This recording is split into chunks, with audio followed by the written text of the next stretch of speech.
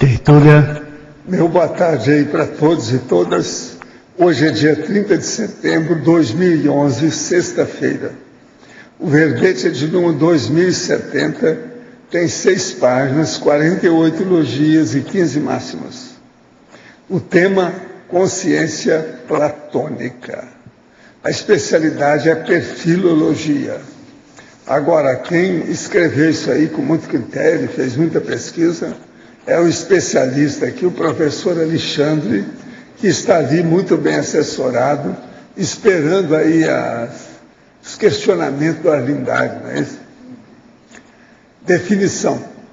A consciência platônica é a personalidade manifesta através do atributo da intelectualidade em detrimento das autovivências holostáticas, alienando-se da realidade crua dos fatos, sejam intra ou extrafísico, fixada pensenicamente no filosofismo.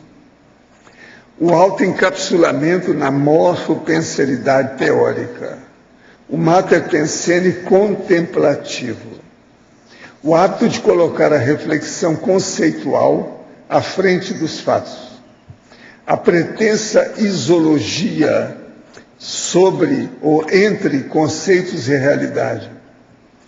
A indiferenciação da realidade concebida e da realidade vivenciada.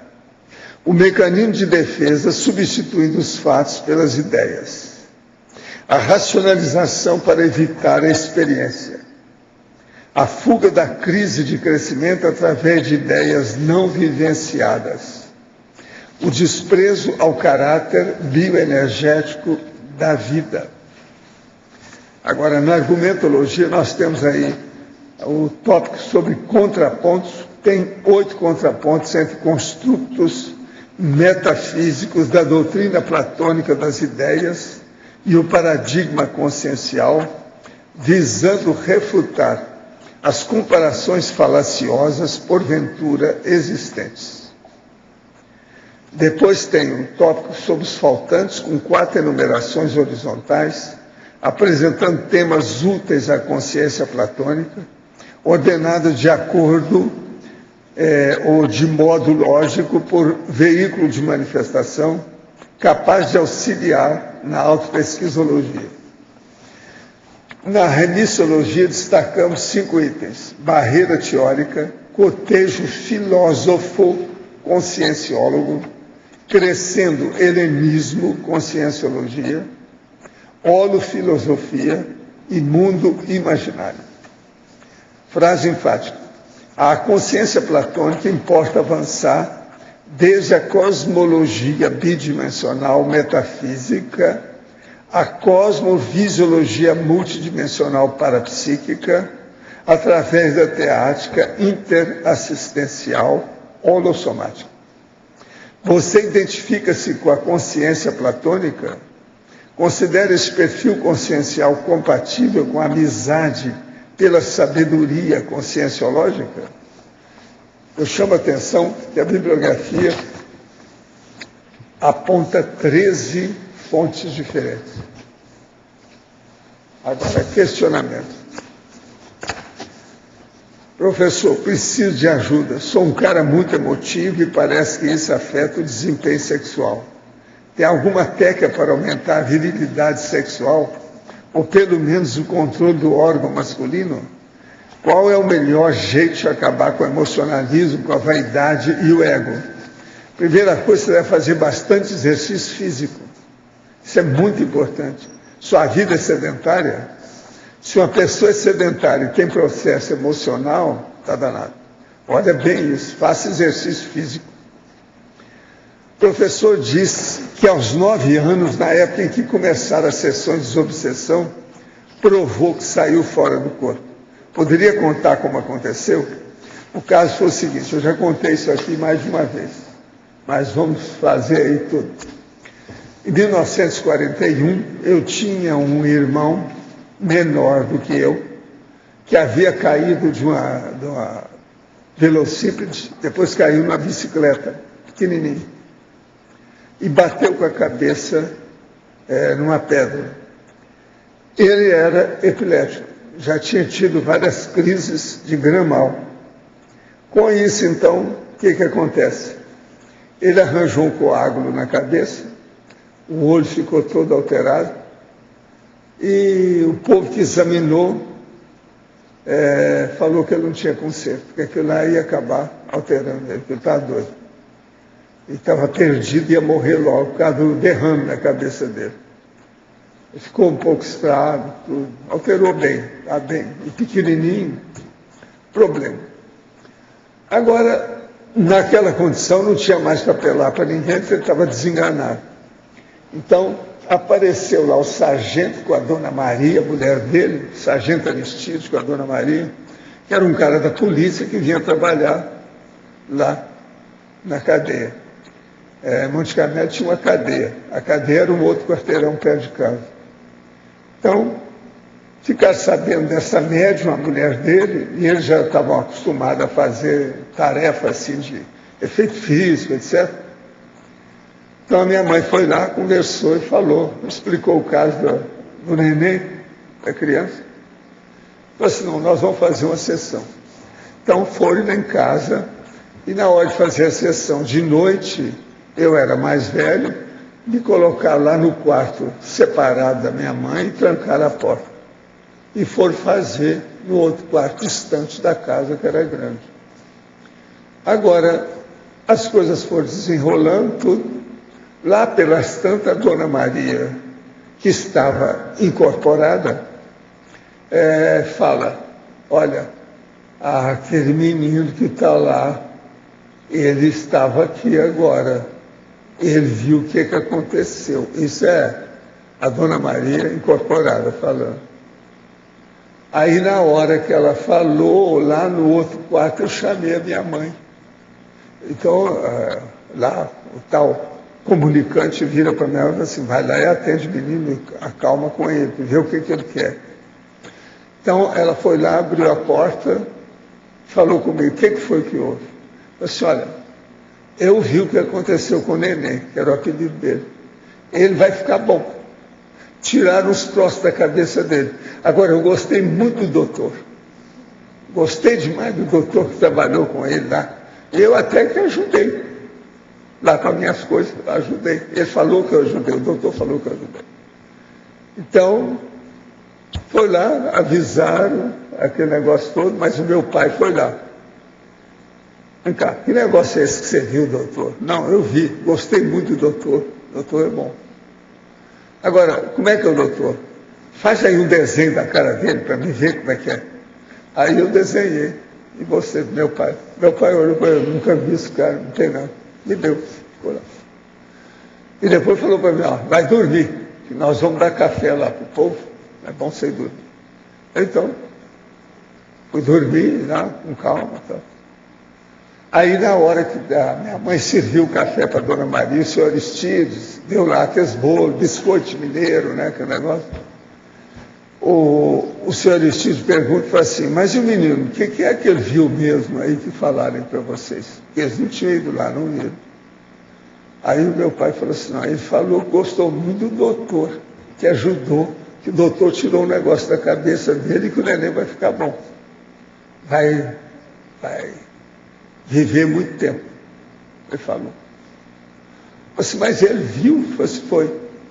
Não, ele até fez um desenho, mas eu não sei quem é que o doutor, a cara que ele fez o desenho, porque eu já tinha facilidade para fazer cara dos outros, aquele negócio todo para desenhar. Então o senhor disse, falou, não, mas eu quero ver isso. Vamos lá. Então eles foram lá, mexeram comigo de novo na cama, lá vou eu. E o meu pai falou assim, cadê o desenho que você fez? Mostra aí. O senhor Aristides quer ver. Então eu peguei o desenho que estava lá do lado, dei para ele. Ele olhou o desenho, pegou a carteira assim, o bolso, do paletó, aquele negócio, mexeu nas coisas, tirou um retrato e mostrou. Um era a cara do outro. Era Eurípides Bassanufo. Ninguém conhecia lá em casa, nem meu pai, nem minha mãe, nem eu, não sabiam nada sobre Eurípides Bassanufo.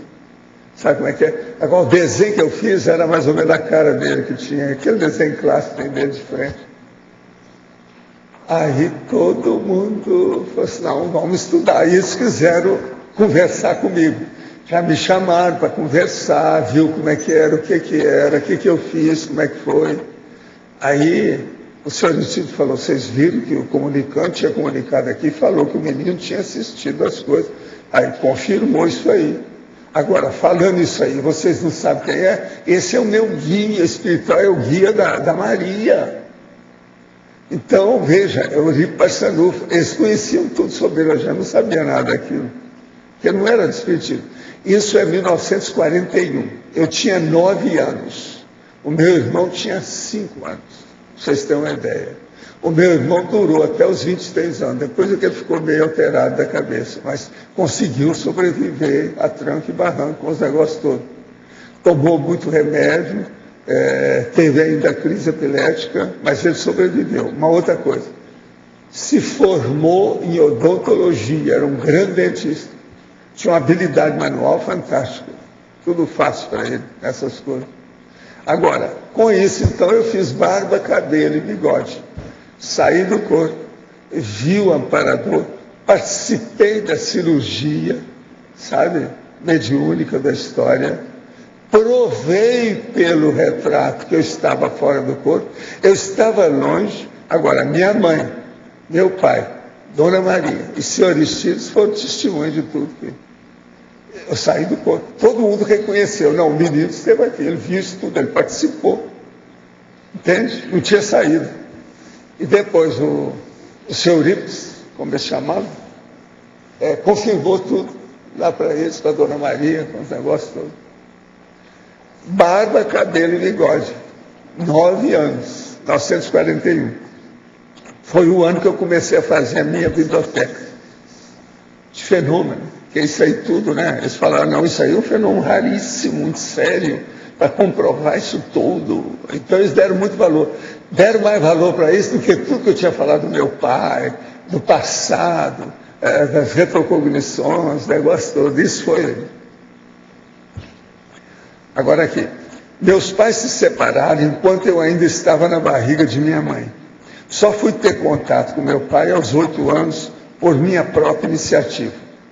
Nossa convivência sempre foi estranha, pois ele não era uma pessoa completamente ruim, mas às vezes me magoava muito, apresentando sempre como uma pessoa amável aos outros, porém egoísta comigo. Hoje tenho 18 anos, não é possível uma relação normal por parte dele. Todavia sei que mesmo sendo melhor nesta vida, tendo eu tentado por 10 anos a reconciliação com ele, tenho minha culpa do cartório de alguma vida passada, mas não sou capaz de lembrar. Peço ao Senhor me esclareça, na medida do possível, sobre essa situação, que é de suma importância em minha vida e não sou capaz de entender. Peço incluí-lo em sua TENEF. Mandou aqui o nome de tudo aqui para a TENEF. O caso todo aqui é o seguinte, você deve o seguinte, é ver o que seu pai gosta e dê presente para ele. Não peça nada, nem discuta com ele, deixa para lá. É o melhor que você faz. Assim você abençoa, você vai ser um bálsamo, uma bênção para ele. Isso aí, ele não vai poder reclamar de você. Arranja algum presente, alguma coisa que ele está precisando, acerta o homem. Tem um cara desse que eu falei aqui, ele deu depois um carro para o pai. Ele podia, né? Podia. Em Defilologia, com você agora. Página 7. Alienantes da realidade crua dos fatos, sejam intra ou extrafísicos. Poderia o verbo etólico explicar essa parte da definição, já que Platão julgava que havia um limite no que era, sendo que a visão que se algo era apresentada à consciência seria sempre cognoscível. É uma ideia atribuída a Aristóteles. Bom, eu vou procurar explicar então essa expressão aqui que eu utilizei, né? Não ficou muito claro essa parte final da pergunta, né? Porque Aristóteles viveu depois do Platão, então ficou meio confuso assim. Agora, a realidade crua dos fatos, né, é aquela base que todos nós, seres humanos, temos que considerar, né, nas nossas vivências cotidianas. Quer dizer, são fatos que ocorrem com a gente, nosso soma, nossas relações familiares, né, a nossa realidade, por exemplo, social, de um país. Quer dizer, tudo aquilo que são os fatos, né, fato, aquilo que acontece e que afeta a nossa existência de uma maneira inquestionável. Então, a abordagem aqui, né, A consciência platônica é que ela abstrai disso tudo, né, em favor de uma, vamos dizer assim, de uma imagem conceitual da vida, né, de uma imagem conceitual daquilo que ela tem ao redor dela. Deixando para lá a realidade crua dos fatos, né, nesse sentido. Alverbetógrafo, Fatologia, página 8, primeira e segunda linhas. Compreende-se bem o conceito do sedentarismo somático e tantos malefícios traz. Poderia esclarecer-nos a respeito do sedentarismo holossomático e também quanto à inépcia holossomática? Sim. O sedentarismo holossomático, né, e a consequente inépcia holossomática, quer dizer, uma inabilidade, uma, digamos, incapacidade de fazer uso do holossoma, traz as mais diversas consequências, né, naquilo que se refere às energias, não é, à sanidade, digamos, à homeostase afetiva, emocional, ao uso do intelecto para assistencialidade, não é, de uma maneira assim, para equilibrar as relações. Então, a consciência platônica, ela tenta conceber tudo pela intelectualidade, quer dizer, ela faz um sistema lógico de tudo, porém, na hora que ela tem que, por exemplo, prestar uma assistência a alguém, mesmo uma assistência intrafísica, ela não vai ter sustentabilidade energética, né? Ela não vai ter experiência emocional, afetiva, para lidar com os conflitos que aquilo pode causar para ela. Então, isso é que é o sedentarismo holossomático, porque ela centraliza todo o foco consciencial dela no intelecto, que na realidade está no cérebro, vamos colocar assim, para ela, deixando de lado a teática, quer dizer, o uso dos outros aspectos dela enquanto ser humano, enquanto consciência, né? Quer dizer, a manifestação dela. Então, é isso que significa, né, o sedentarismo holossomático, não fazer uso do energossoma, do psicossoma e do mentalsoma e achatar tudo na intelectualidade intrafísica. A consciência platônica, pelo que pude entender da leitura do verbete, está intimamente ligada à fé, certo? Como meio de tentativa da percepção de uma realidade acima do que o homem pode compreender racionalmente. É isso? Mas podemos usar a fé em algo maior, um discernimento, ou toda fé é uma fé cega? Sim, você tem razão, né? Existe uma relação entre a fé e a consciência platônica, sim. As duas se caracterizam pela desconexão com a realidade. A fé, ela imagina o que tem, né, no extrafísico, o que tem, né, no transcendente, mas ela fica só na imaginação. E a consciência platônica também ela imagina, só que de uma maneira teórica, conceitual. Então as duas têm semelhança nesse ponto, porque nenhuma das duas olha a realidade crua dos fatos, né? As duas querem pensar o que elas pensam, pronto. Agora, tem que lembrar também que muita fé ou pouco café sempre faz mal, que é uma bebida que faz mal o café. É isso? O senhor, respondendo a uma pergunta em tertúlia anterior, falou que a proporção de intervencionistas que foram amparadores extrafísicos seria uma estimativa de 10%. Isso tem relação com as pessoas que fizeram mais de um curso intermissivo? Olha, eu não sei. Isso aí tudo é uma hipótese de tentativa para dar um percentual, mas nós não sabemos como é que são. Agora, é lógico que essas pessoas que faziam isso já tinham uma ideia de serem mini peças do max mecanismo interassistencial multidimensional. Isso é um fato. E aqui tem alguns aqui que conhecem bem isso. Para você de novo. Em Fatologia, página 8, final da 4ª linha. A frustração da ortodoxia neoliberal, o consenso de Washington, com o estouro da bolha imobiliária dos Estados Unidos em 2008 e a decorrente crise financeira mundial. Poderia o verbetógrafo explicar por que o termo frustração, já que muitos analistas, inclusive a reportagem na revista The Economist, que já vinham desde 2004 mostrando tal cenário que viria a ocorrer. Na minha pobre opinião de observador, o leitor de revista isso foi elogiado pela grande média não sendo surpresa ou frustração para os grandes capitalistas? Olha, pode ser, né, que os especialistas já estavam antecipando isso, né, até desde muito antes. Isso sempre foi debatido.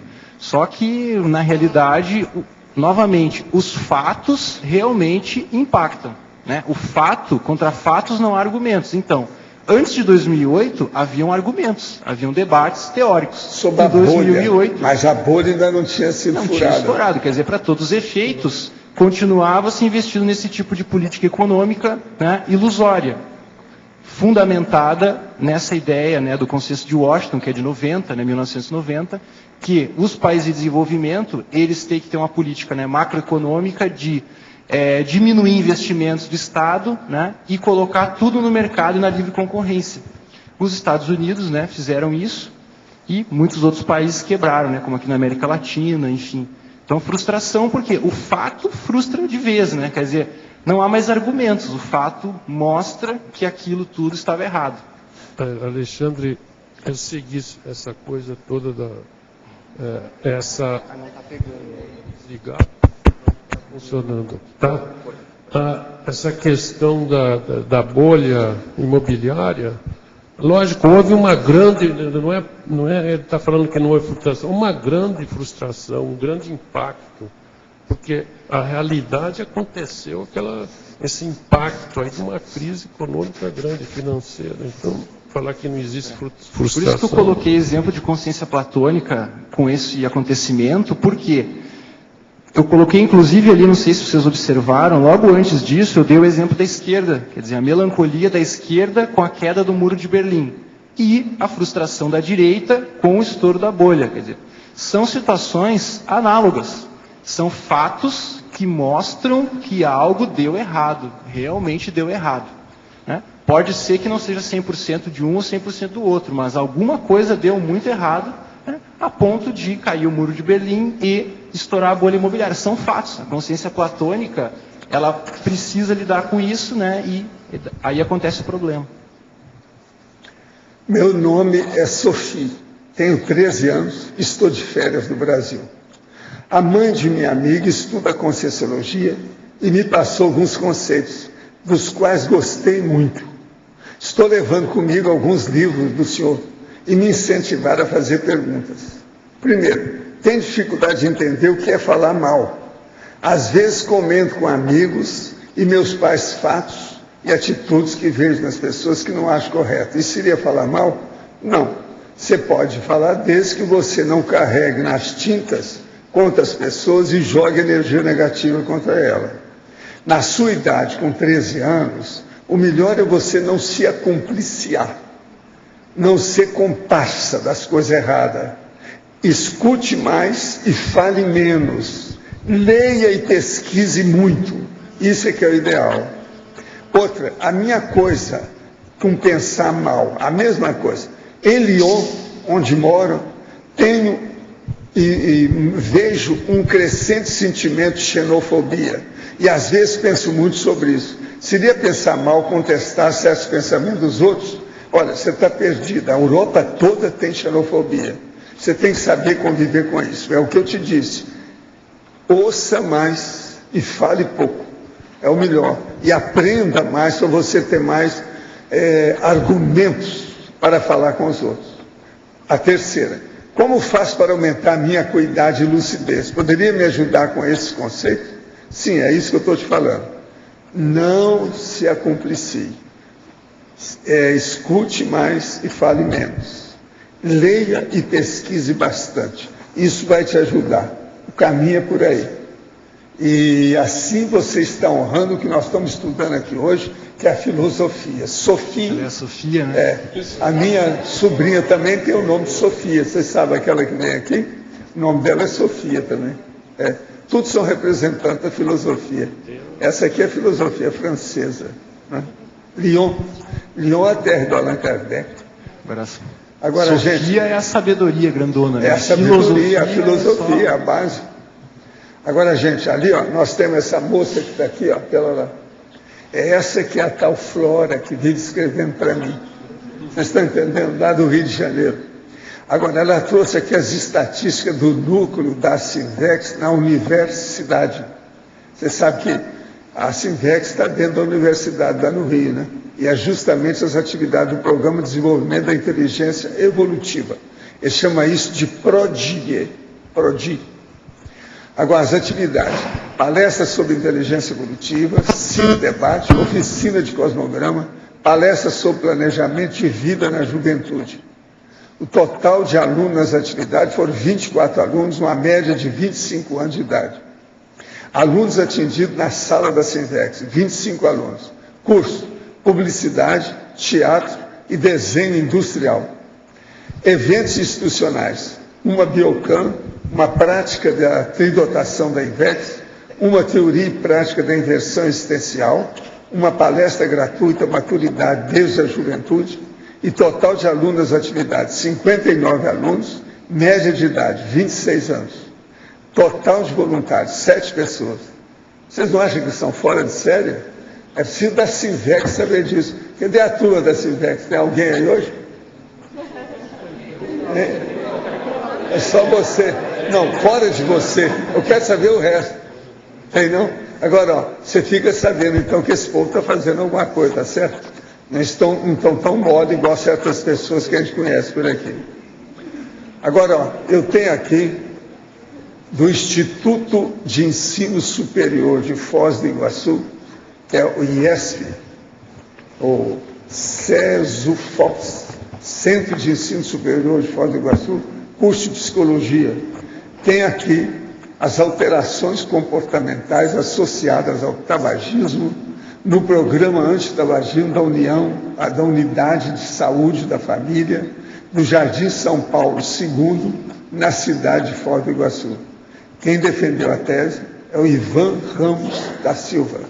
Está muito bem feito aqui, tudo documentado, com os dados, tudo assinado, a banca examinadora, tudo isso. Muito sério. Trabalho de conclusão do curso foi julgado e aprovado como requisito parcial para a obtenção do título de psicólogo da Faculdade CESUFOS. Tá certo? Muito sério. Agora, eu tenho outra coisa aqui também, que me mandaram aqui um livro do Walter Turini, que é um psicografado, Se Eu Não Te Amasse Tanto Assim, que é o título do livro. Agora, aqui está falando muita coisa sobre o Zéfiro, com relação a Allan Kardec. Tem 3 páginas aqui falando do assunto. O livro até é bonitinho, o romancezinho psicografado, a capa é bonita, ó, as coisas todas. Agora, outra coisa. Eu estou aqui com o 2º encontro sobre longevidade, da Longevitar. Aqui está falando que é sábado, amanhã, dia 1º, das 8h30 às 12, das 14 às 18. Centro de Convivência do Idoso, Praça da Bíblia. Aqueles que já estão de cabelo branco, pode aparecer lá. Seria bom para ver essa turma, como é que está funcionando, tá certo? Começa às 8h30. Agora, eu devolvo para vocês o Alexandre, por favor. Alexandre, aqui o verbete está muito bom. Hoje eu vou dar uma de Tânia aqui, parabéns. Tá? Então é o seguinte, na 4ª linha de baixo para cima aqui da página 7, você tem o amor platônico. Bom, amor platônico, popularmente, todo mundo tem ideia que é amor à distância, etc. Agora, como você define esse amor platônico assim, com maior profundidade dentro do tema aqui? Certo. O item anterior ao amor platônico está ali o amor pelas ideias e não pelas pessoas, né? Porque a consciência platônica, ela é uma consciência, ela é idealista. Quer dizer, tudo para ela são ideias, são teorias, pensamentos, abstrações. Então, o amor platônico significa, né, o que está aqui, né, o amor pelas ideias e não pelas pessoas. Agora, isso pode ter vários exemplos, como um adolescente ou uma adolescente que tem aquela paixão por um artista, que põe cartaz no quarto, etc., né? Senão é um amor por uma ideia, quer dizer, a ideia que eles fazem da pessoa. Não é um amor por uma pessoa, eles não conhecem de perto como é que é aquela pessoa, né? É um amor então, sem praxis. A pessoa, no caso platônico, ele imagina algo, né?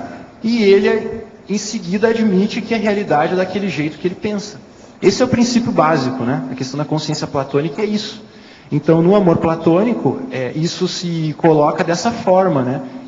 Imaginar como a outra pessoa é, ao invés de conhecer de fato, né, na realidade, na convivência, como que a pessoa reage às situações, né? Quer dizer, ter de fato uma vivência de amor, no caso com a outra pessoa.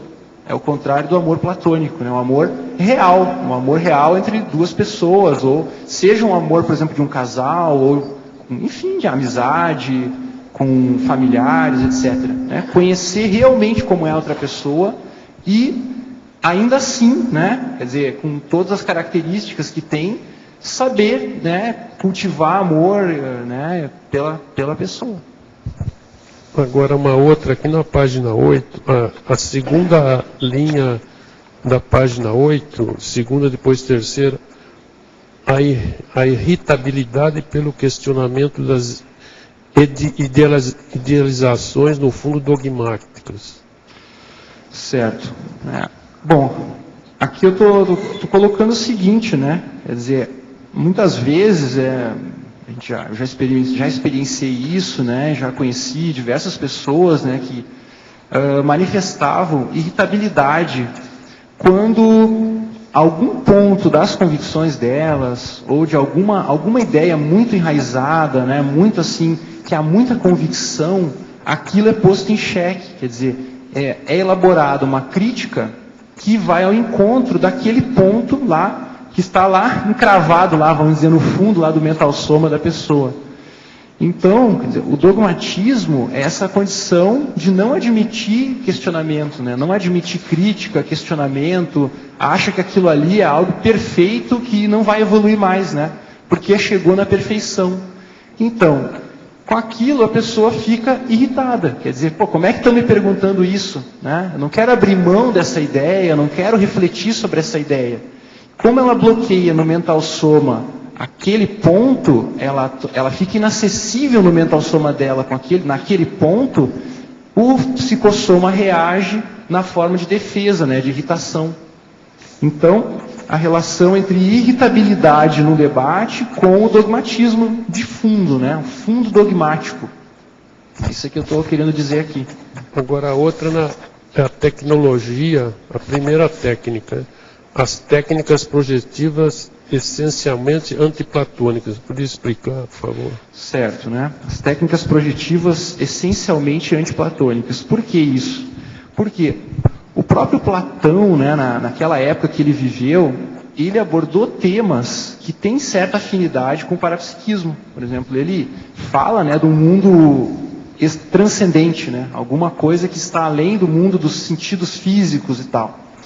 Então, a gente, às vezes, muita gente, né, ao longo da história, foi levado a pensar, né, que está falando de parapsiquismo. Né?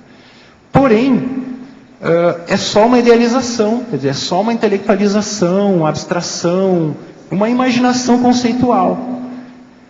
A técnica projetiva, de fato aplicada, né, uma vivência projetiva lúcida, né, uma projeção lúcida e rememorada, às vezes de consciência contínua, já quebra totalmente com as ideias platônicas. Quer dizer, o que tem lá, a pessoa vai descobrir com as vivências dela. Não tem, né, o platonismo, essa imaginação do que tem lá no transcendente, cai por terra com a técnica projetiva.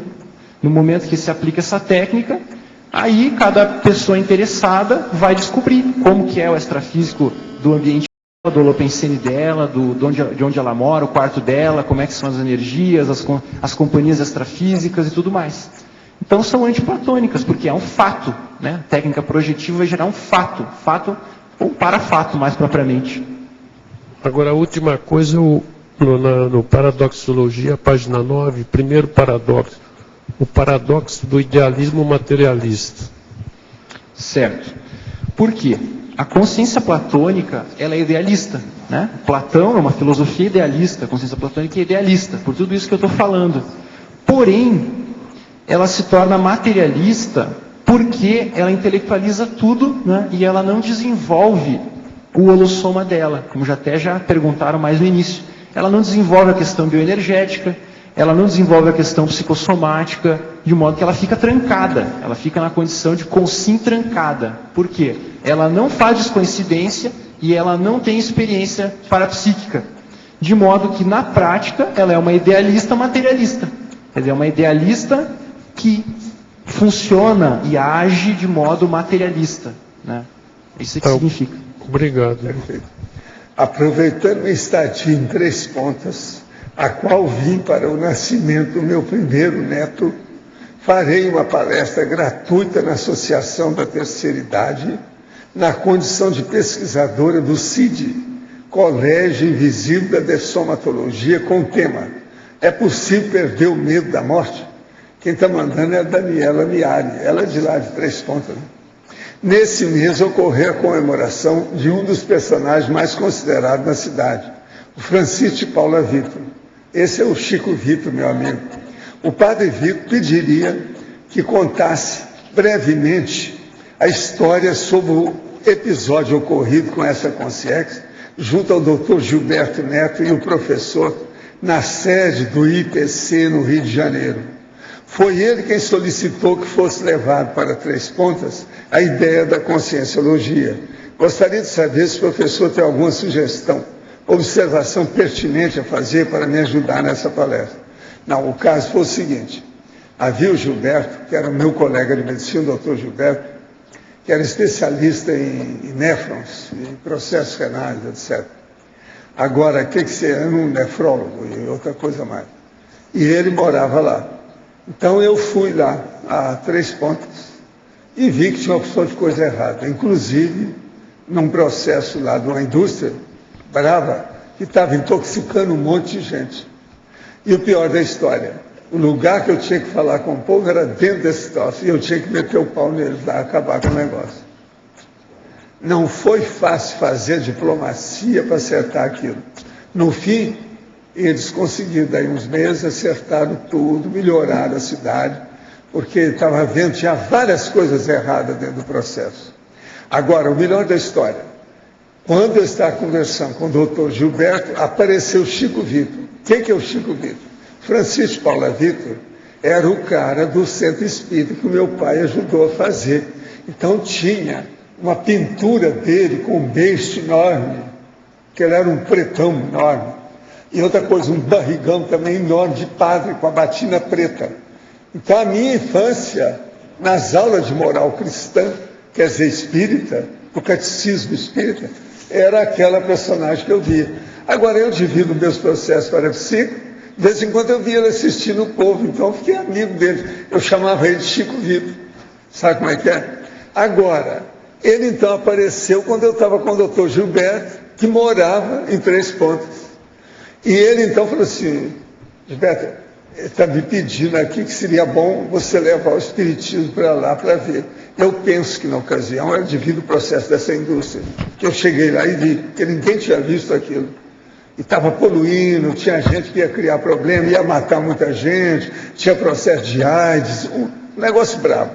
E aquilo tudo foi superado a partir daquela época, de modo que foi devido ao Chico Vitor.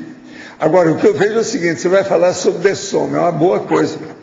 O Chico Vitor hoje já não é mais um guia cego, ele ajuda a opção de coisas. Ele foi um dos primeiros que eles falam de ser o primeiro santo do Brasil, esse aqui, é o Chico Vitor. Agora, até hoje, ele é o orientador espiritual do Centro Espírita Humildade, Amor e Luz da minha terra, em Monte Carmelo, que é o maior que tem lá na área toda, que é o da minha infância, entende? Por isso que é. E ele está lá. De vez em quando ele olha isso tudo. Mas esse homem é, como consegue, ele é elevado. Ele não é bom. De que maneira o professor vê o uso de plantas e fungos esteógenos para autopesquisa e conhecimento? Após participar de alguns rituais indígenas, despertei minha bioenergia e também algum parapsiquismo, com previsão de acontecimentos futuros sutis. Até onde o uso de tais substâncias seria válido no trabalho autoconsciencial? Não, as substâncias são, mas é preciso ter cuidado devido ao processo de desvio de alucinógeno, isso aí é perigoso. Fungo sempre é um processo alucinógeno. Posso comentar? Então, essa expressão, né, que ele está usando é enteógenos, né? Que é uma espécie assim de, como se diz, uma maneira de adoçar, né? É um eufemismo. Eufemismo. É um eufemismo, né? A camuflagem. Para droga alucinógena. Então eles usam isso aí para o daime, né? Para eu tudo sou mais. contra tudo isso, que eu fiz experiência com essas coisas. Isso tudo aí. Aqui, nem a droga natural essa aí é boa, nem artificial também é boa. As drogas mesmo, tipo LSD, etc. Tudo isso é negativo. Eu respondi porque ele falou assim, ó, de que maneira um professor, você vê o uso de plantas, por isso que eu respondi. Tá? Somos uma pequena empresa de desenvolvimento humano e coaching. E estamos em início de trabalhos e parcerias. Fazemos palestras divulgando nosso serviço e recentemente recebemos uma proposta de trabalho de treinamento e liderança para funcionar de uma empresa que fornece matérias para montadoras automobilísticas e empresas de armamentos bélicos. Estamos com um grande impasse, pois todos fazemos parte da Conscienciologia, inclusive voluntariando em ICs. Apesar de ser um trabalho que nos ajudará nesse início financeiramente, estamos incomodados com o que se destina a belicismo. Gostaria de saber se estamos sendo exagerados ou nosso receio procede. Eu não entraria nessa. É a única resposta que eu dou. Eu não. Me inclua fora dessa. A mesma coisa que você devia de fazer. Alexandre, aqui em cima no ato, Tânia Guimarães, Sim. Aqui na primeira página, 7, na fatologia, começa no finalzinho da 5ª linha, de cima para baixo. Apropriação do platonismo pelo Icaro medieval. Fala um pouco sobre isso, o que você quis chamar a atenção? Certo, né? Isso aqui é o seguinte, o cristianismo, né, de início, ele não tinha uma filosofia, né, digamos, quer dizer, ele tinha práticas, né, eram pessoas que seguiam o cristianismo na ocasião, né, mas ele sequer era um ismo, quer dizer, não era uma filosofia. Então, o primeiro filósofo, de fato, assim, que conseguiu dar uma espécie de unidade doutrinária ao cristianismo foi Agostinho, né? Então, Agostinho, ele era um platônico, né? A rigor, ele era um neoplatônico. Então, a Igreja Católica, ela se constituiu, de fato, com esse aporte do platonismo ali com Agostinho, né? Século IV. Tá. É verdade. Depois Tomás de Aquino. Isso que você Depois o Tomás de Aquino, até eu botei na filosofia ali, escolástica, né? Ele trouxe ali, enfim. Tá ok. Tem mais uma, ainda na fatologia. Na última linha. É a última linha aqui da página 7 também.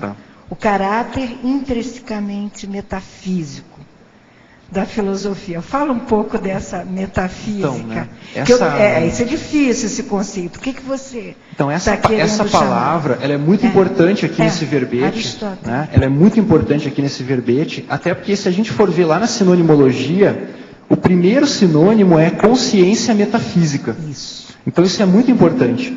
Né? O que é metafísica? A metafísica é um sistema de conceitos teórico, vamos dizer, a respeito da essência da realidade. Quer dizer, o que é o real, né? Que eles diziam lá na Grécia, o que é o ser, né? O to-on, em grego, né? To-on. Aí vem a ontologia, o que é o ser? Então, essa pergunta, né, é uma daquelas que até hoje todo mundo pergunta, quer dizer, inclusive aqui na Conscienciologia tem verbetes, a especialidade de ontologia às vezes aparece, tudo.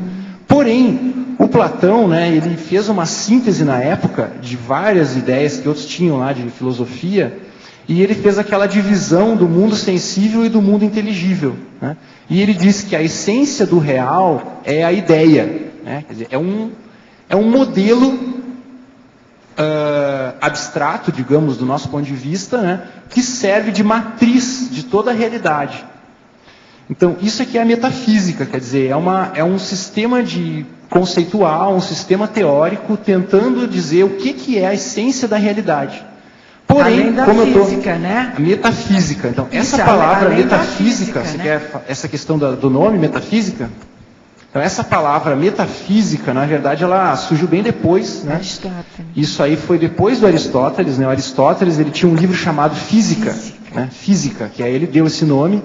E teve um bibliotecário mais tarde, que chama até Alexandre, né? Alexandre de Afrodísias era o nome dele, que ele tinha um nome do lado da física do livro. Tinha lá na biblioteca, né? Uma biblioteca, agora eu não lembro qual biblioteca era, isso eu não lembro. Mas ele era um bibliotecário, e ele que deu assim a primeira visão do corpus aristotélico, que era assim toda a obra aristotélica. E tinha um livro do lado da física, que não tinha nome. E o livro tratava do tema do ser, né, que o Aristóteles chamava filosofia primeira. E ele disse, essa aqui não é a física, então é a metafísica. Física. Quer dizer, do lado da física, ou além da física. Só que essa palavra metafísica, ela cabe como uma luva à teoria do Platão. Quer dizer, tudo é além da física, porém não é extrafísica. Não é o extrafísico, né? É além da física, mas é uma teoria. Então, toda a filosofia, ela se baseou nessa metafísica, quer dizer, uma teorização sobre temas que eram do parapsiquismo lá na Grécia. Só que o Platão, ele fez, na verdade, uma operação, né? Não sei o que o professor acha disso. Ele fez uma espécie de operação, que ele manteve os temas do parapsiquismo, mas jogou o parapsiquismo fora. Ele ajeitou. Agora, vamos ouvir a princesa Carol, que está presente hoje. A sua boca, Carol. Alexandra, pensionologia, o holopensene pessoal do cotejo desses temas. O holopensene pessoal do cotejo de sistemas. Então, esse aqui é um elemento até mais neutro do verbete, né? Porque uma das, vamos dizer assim, um modo de funcionar, digamos, da consciência platônica, ou até mesmo um trafor da consciência platônica, é essa capacidade de comparar teorias, né? Quer dizer, ele se transforma numa espécie de sistemata teórico, assim. Então, vai comparando sistemas de ideias. E vai lá, o sistema do filósofo fulano de tal. Como é que é? Ele é mais parecido ou diferente com o sistema do outro. E vai comparando um monte de sistemas. Né? Mais uma. O autoencapsulamento na morfopensenidade teórica. Então, o que é aqui autoencapsulamento? Significa a situação da consciência que se fecha numa bolha de energia, no caso, negativa. Quer dizer, ela se fecha ali dentro, né? Dentro desse holopensene que eu estou chamando aqui da morfopensenidade teórica. Então, assim, como que é o holopensene da consciência platônica? Quer dizer, como é que é a psicosfera dessa consciência? Ela é totalmente cheia de teorias. Tudo é filtrado através de teorias. Então, o mundo, né, os fatos entram na forma de teoria para ela. Ela não consegue vivenciar. A psicosfera faz o filtro, né, das trocas energéticas. Faz o filtro dessas trocas energéticas. Se a consciência platônica fica teorizando o tempo inteiro, isso cria uma espécie de autoencapsulamento para ela, que mesmo que os fatos ocorram na frente dela, ela não dá atenção. Isso seria que ela não tem experiências para somar, ela só tem teorias. Ela tem experiência, que ela é uma consciência, né? Ela tem experiências. O problema é que ela cria uma maneira de funcionar. Ela é um autista intelectual, por isso você chamou aqui na sinônima pessoa teoricona. Isso. Quer dizer, ela não tem nem vocabulário cerebral, entende? Ela só se relaciona com a realidade através de teorias. Seria uma criança, então? Sim, seria uma criança. Holossomaticamente é uma criança. Mas olha, inferior a você, tá? Matéria de idade. Paradoxologia, página 9, quinta e sexta linhas. O paradoxo conformático da falta de tônus do platonismo.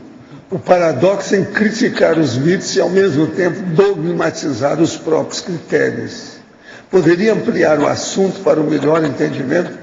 Então, são dois paradoxos diferentes. Segunda, né? aqui um dos mais sérios que tem, esse segundo. Segunda? Explica bem aí. Vamos começar, esse paradoxo então. em criticar os mitos e ao mesmo tempo dogmatizar. Vamos falar desse aqui primeiro, então, né? Então, paradoxo em criticar os mitos e ao mesmo tempo dogmatizar os próprios critérios. Bom, a filosofia, né, ela surgiu como uma crítica aos mitos.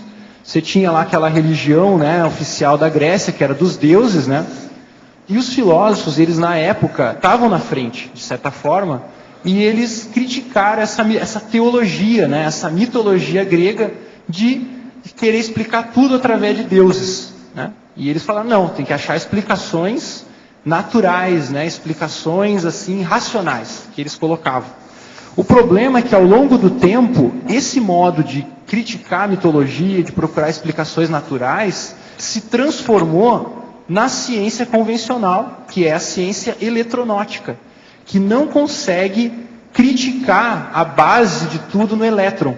Então, esse mesmo mecanismo, né, de criticar os mitos, não consegue fazer uma autocrítica e criticar esse critério, digamos, da eletronótica como base de todo conhecimento racional, de como todo conhecimento científico. Ou seja, há uma incoerência, né, de criticar algo, né, para fora, mas não fazer a autocrítica. E tem a primeira aqui ainda, né? Que é o paradoxo conformático da falta de tônus do platonismo, né? Isso foi uma coisa que eu me dei conta, por quê? Dentro da questão da inépcia holossomática, né, de não ter domínio energético, de não ter força, né? Tônus é força, né? É ter aquela negócio, né? A pegada aquela, né? Esse é o tônus. Garra e tal. Então, a palavra Platão, né, platonismo, tem dentro a palavra tônus, né? E daí eu coloquei, eu vi, não, é um paradoxo conformático, quer dizer, o platonismo não tem tônus, fraco.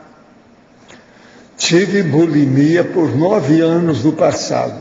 Devo me preocupar ou esquecer e seguir na ProEx? Você deve esquecer e seguir na ProEx. E ver o que você faz agora para alcançar o completismo existencial. Eu confio em você. Esse aí é dos tais que vive escrevendo para mim. Ontem vi uma matéria pela Reuters informando que a Coreia do Sul introduziu a castração química aos pedófilos condenados, na tentativa de combater os crimes, uma vez que nos últimos 4 anos aumentou em 80% a pedofilia no país. O efeito da droga dura até 15 anos. O pessoal dos direitos humanos é contra e quer uma revisão da lei. Se entendi direito à castração, é opcional. O que o senhor acha desse tipo de punição? Isso aí é duro de falar, né? Mas agora, ó, o problema é que pedofilia está praticamente provado que é muito difícil de melhorar a pessoa que é pedófila.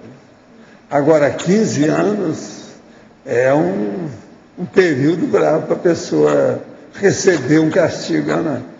Não sei, aí se devia o que o povo faz agora. Coreia do Sul, eles gostam de muito, tudo certinho. Já passaram por guerra, conhecem muita coisa, e tem lá um vizinho muito difícil. Então, eles sabem bem o que eles estão fazendo. É preciso saber, dentro do contexto social, como é que funciona isso. Uma outra coisa, quem é que são esses pedófilos? Eles não explicaram. É gente de onde? De qual área da sociedade? Isso tudo também é sério para pensar. Agora, ó, de qualquer maneira, já é um recurso que vai falar muita coisa pelo mundo inteiro contra a pedofilia, um negócio sério. Todo EPICOM possui OFIEX dedicado à assistência e o professor é um constante incentivador que os conscienciólogos escrevam artigo, verbete, livro e desenvolvam curso. Alguns EPICOMs são responsáveis pela construção do laboratório. Gostaria de entender melhor o que essa tarefa contribui para o epicentrismo consciencial. Olha, nem todo EPICOM tem OFIEX. Isso não é fácil assim, não. Precisa de muito tempo. Tem que suar sangue primeiro. Não é fácil, não. Agora, tem EPICOMs que fazem uma série de trabalhos, inclusive esses que estudam os processos com laboratório. Agora, tudo isso é positivo. O epicentrismo consciencial é baseado no domínio das energias e dos processos paraperceptivos, fenômenos do parapsiquismo, para a pessoa fazer interassistencialidade. Isso é que é o verdadeiro epicentrismo consciencial. Vamos pensar por aí para ver como é que é.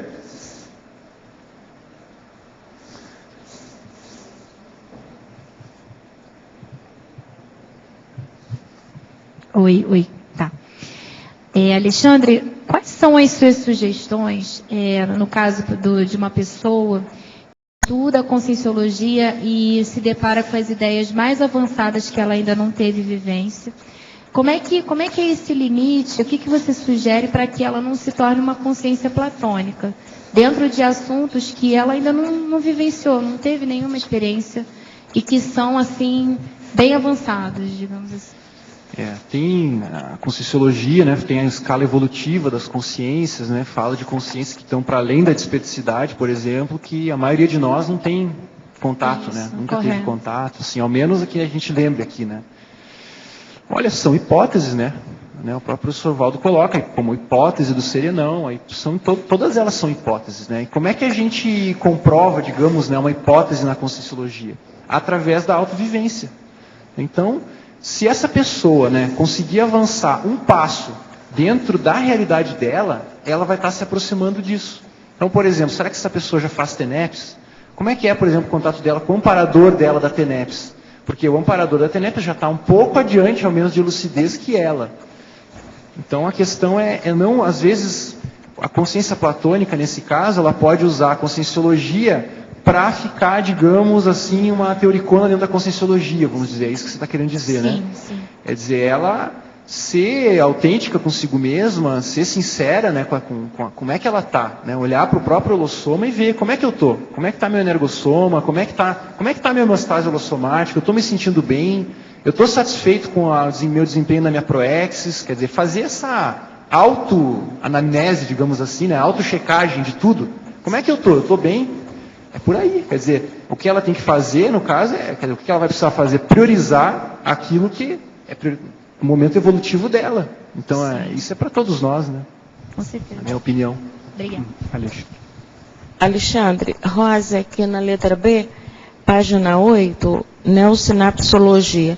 Eu queria entender um pouco o processo, que eu não entendo muito de como pensam o filósofo. Estou tentando, né, através do Aline. Você tem possibilidade aí, né? Eu sou psicóloga, entender o filósofo fica meio difícil. Mas, então, esses circulóquios, esses batopensenes que vão gerar as pseudos neossinapses, como é esse processo? Você já tem experiência dessa vivência? Sim, eu coloquei isso aqui devido à minha vivência, né? Então, o filósofo, ele entra numa espécie de um círculo, assim, vicioso, que ele não percebe que é vicioso. Então, ele está, assim, numa permanente redescoberta daquilo que ele já sabe, né? Quer dizer, ele está vamos dizer, sabe aquela eureka, aqueles estalos, assim, né? Ah, agora eu entendi o que quer dizer tal conceito. Agora eu entendi. Só que não tem vivência nenhuma, é uma coisa que ele está num eterno, vamos dizer, exercício, como você falou, né, de circunlóquio, né? Então ele tem a impressão, né? Ele tem a impressão de que ele entendeu uma coisa nova. Só que aquilo é assim, é como se aquela sinapse ganhasse um novo reforço, digamos, né? Então ele acha que aquilo formou uma nova sinapse, mas não é. É um velho reforço a uma nova sinapse, quer dizer, ele fica assim, empolgado com a ideia que ele teve, só que aquilo não tem novidade nenhuma na realidade dele, como consciência, por exemplo, né? É mais uma vez voltando para aquilo que ele já sabe.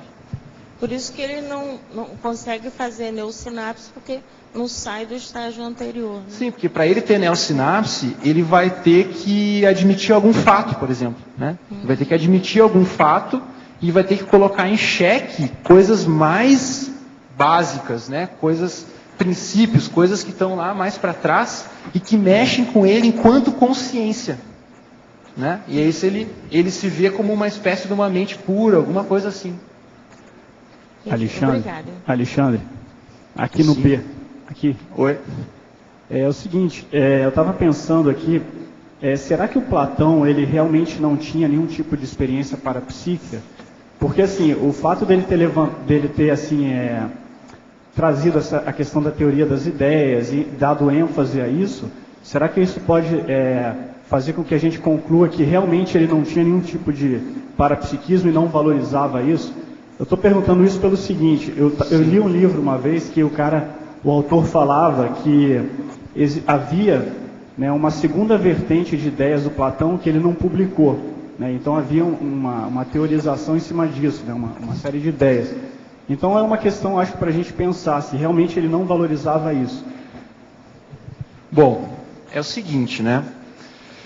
saber de fato se ele tinha experiência parapsíquica, a gente não tem como saber, né? Só tendo retrocognição lá, enfim, não sei como é que a gente pode saber isso. Agora, a coisa é um pouco mais complexa, né? A gente vai se colocar a seguinte questão aqui. Como que se formou a filosofia platônica, né? Como é que se formou isso aí? Né? Como é que se formou a filosofia na Grécia? O que acontece é o seguinte, né? Na Grécia, a cultura grega, vamos dizer assim, antes da filosofia, ela era um caldo de cultura, tinha um monte de coisas. Então você tinha a religião oficial, né, que era aquela região olímpica dos deuses do Olimpo, e você tinha uma série de religiões privadas ou de pequenos grupos que eram chamados mistérios ou iniciações. Tá? Então você tinha as iniciações, por exemplo, de Dionísio, as iniciações de outros deuses, por exemplo, de Orfeu, né? Tinha vários grupos que eram as religiões familiares ou privadas. E essas iniciações, elas consistiam no desenvolvimento do parapsiquismo em alguma medida. Tá? O Platão, ele já representa o fim de uma longa caminhada de racionalização desses processos iniciáticos, que foi, aos poucos foi sendo denominado de orfismo. Não sei se você já ouviu falar, Fábio. Orfismo. Tá? O Platão, ele recebeu isso muito através do Pitágoras, que está aqui até. Então, o Platão, ele fez uma espécie assim de uma... Ele foi um divisor de águas nessa história. Por quê? Ele pegou e falou assim, ó, não, tal coisa, essa é ciência, daqui para cá é ciência, e daqui para cá é opinião, é crença e é superstição. Como tudo era misturado na época entre religião, iniciações, né, oráculos, e também tinha alguma coisa já de ciência, ele fez uma separação no meio disso, e ele disse então, bom, o tema do transcendente é racional, porque a gente pode estudar isso na forma de ideias.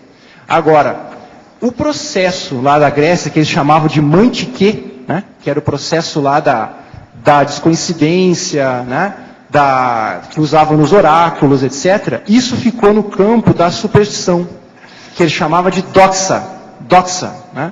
Você tem, então, do lado a episteme, e do outro lado você ficou com a doxa, que é aquilo que não tem valor. Tá? Então, o Platão, ele fez essa clivagem, né? Ele fez essa, vamos dizer assim, dicotomia do campo do conhecimento, e ficou de um lado a ciência associada à metafísica e à matemática, e do outro lado ficou a doxa associada aos processos que ele classificou como sendo religiosos. Tá? E nesse campo de religiosos ficou a, vamos dizer assim, vivência parapsíquica. Porém, a filosofia carregou até hoje uma ambiguidade, uma ambivalência que nunca foi resolvida. Por quê? O Platão deixou do lado da episteme os temas do parapsiquismo, e do lado da doxa ele deixou o parapsiquismo. Então o filósofo ficou se achando meio superior, assim. Que é como se ele botasse no ego dele o lado parapsíquico, que não é.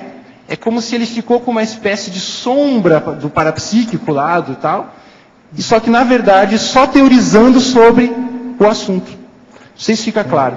É muito difícil a gente dizer se ele tinha ou não parapsiquismo. Agora, que ele implantou uma espécie de matriz. Para valer mesmo ele não tinha, né? Senão ele teria ficado mais explícito. Pois é, porque ele implantou uma matriz que deixou o parapsiquismo de fora do conhecimento racional até hoje valendo. E ninguém conseguiu ir contra isso até hoje. Nem a parapsicologia, nem a metapsíquica, nem nada.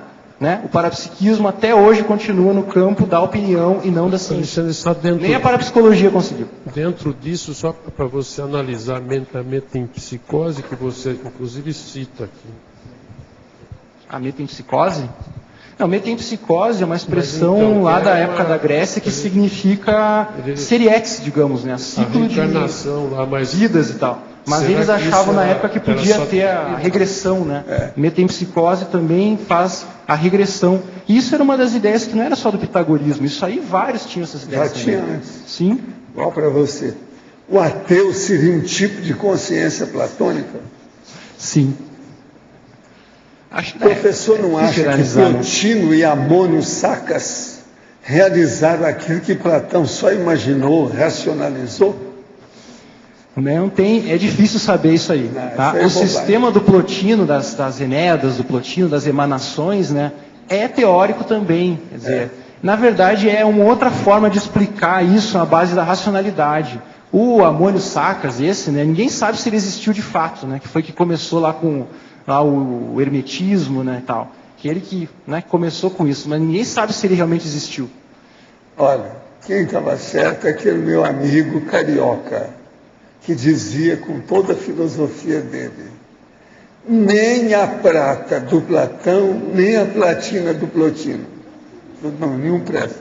Tudo falso. Porque tudo isso aí deixa só na teoria. Tudo isso deixa. A parte prática do parapsiquismo eles não conseguiram pegar. Eu acho que estava certíssimo. Assina embaixo. Quem? Esse carioca. Nem a prata do Platão e nem a platina do Plotino. Então deixa eu só enfatizar uma coisa aqui, um pouquinho mais, né, que eu coloquei aqui na argumentologia, né, a questão aqui, ó, no terceiro parágrafo aqui na página 10, do anacronismo, né.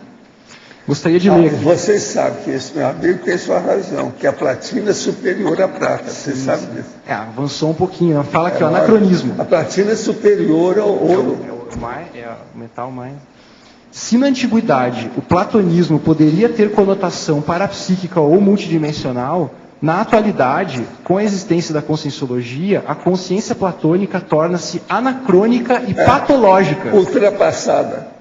Quer dizer, démodé, en français. Então, assim, démodé. Agora, o que eu digo aqui, ó? Antes, em cima, as obras de Platão apresentam conceitos basilares à cultura ocidental. Sim, né? Nós estamos, né, cuspindo em cima do prato que nós comemos por tanto tempo. Porém, né, foi bom no tempo dele. Nós não vamos dizer que a consciência platônica é parapsíquica, que ela tem parapsiquismo e que a doutrina das ideias do Platão é uma versão antiga da conscienciologia. Não é. Não adianta se enganar. Não adianta forçar a barra. Eles gostam muito de unir as coisas que são totalmente antagônicas. Aliás, é o contrário, né? É materialista. Na área do direito, as sentenças são aplicadas com base nas ideias do que se pensa correto para punir o réu e inseri-lo novamente na sociedade. Caso nossos juristas tivessem acesso aos parafatos e pudessem ver as consequências intra e extrafísicas, as leis seriam muito diferentes do que temos hoje? O Verbetório vê alguma convergência a curto prazo nesse sentido? Eu não entendi a pergunta dele. Como é que é, professor? O caso dele é o seguinte: ele está falando da área do direito, que as sentenças são aplicadas com base nas ideias que a pessoa pensa que é correto e a pessoa pode voltar para a sociedade. Se os juristas, então, tivessem mais acesso aos parafatos e pudessem ver as consequências intra e extrafísicas, as leis seriam muito diferentes do que temos hoje? Olha, isso aí é uma coisa muito complexa. Né? Tem o povo do para-direito aí que pode falar. Isso é muito complexo. Agora, uma coisa assim, eu gostaria de comentar que é o seguinte, né? A inserção do parapsiquismo na dimensão intrafísica, né, vamos dizer, nas instituições da SOCIN, eu acho muito complexa. Né? Não sei o que o professor acha. Eu tenho as minhas ideias sobre isso que eu pretendo expor, né, em algum momento. Eu sou favorável ao processo individual e fim de papo. É por aí que a coisa melhora. Que evolução, antes de mais nada, é individual. As fichas evolutivas são pessoais. Acabei de lembrar de uma coisa aqui, ó. Tem uma coisa que é o seguinte, ó, se essa pessoa vai estudar, por exemplo, a história de Roma, na época do Império Romano, né, o Senado romano utilizava um conselho de parapsíquicos que era os áugures, né? Só que isso deu milhões de problemas. Quer dizer, se misturar o parapsiquismo, né, com a jurisprudência de uns Você abrir a barriga de um frango para saber o destino, não dá, né? Isso aí já tem história para estudar. A pessoa pode estudar isso, estuda o colegiado dos áugures em Roma, para ver. Não, isso é igualzinho também o negócio dos iniciados. Né? O processo é o nosso passado, você não falou, é a nossa interpretação do passado. O mais sério você não falou, Eleusis. Isso, os mistérios de Eleusis, verdade. Na sua opinião, o que leva a consciência a se manifestar na condição de consciência platônica? O fundo da questão é uma fuga de si mesmo. Quer dizer, um processo de fuga. Da realidade. Fica na teoria só para autismo, constar, para a pessoa se sentir melhor.